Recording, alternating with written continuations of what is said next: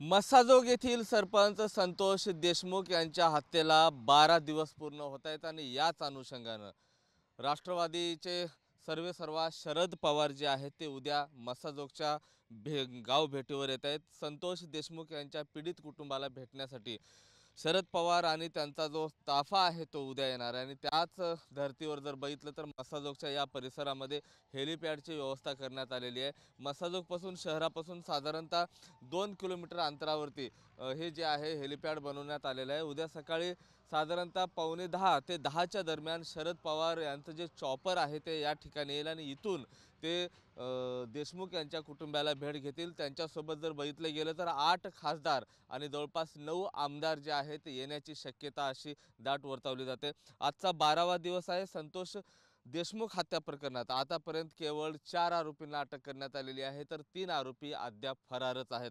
सध्या राज्यभरामध्ये याच खून प्रकरणात गदारोळ सुरू आहे। लवकरात लवकर आरोपी अटक करावी अशी मागणी जी आहे सध्या जोर धरताना आपल्याला पाहायला मिळते। तर दुसरीकडे आता उद्या शरद पवार या ठिकाणी येत आहेत, त्यामुळे संपूर्ण राज्याची उत्कंठा जी आहे आता शिगेला पोहोचलेली आहे।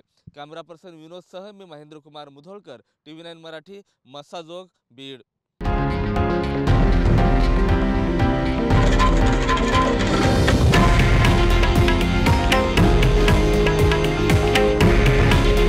हे आहे देशातील नंबर 1 न्यूज नेटवर्क आणि आपण पाहत आहात TV9 मराठी।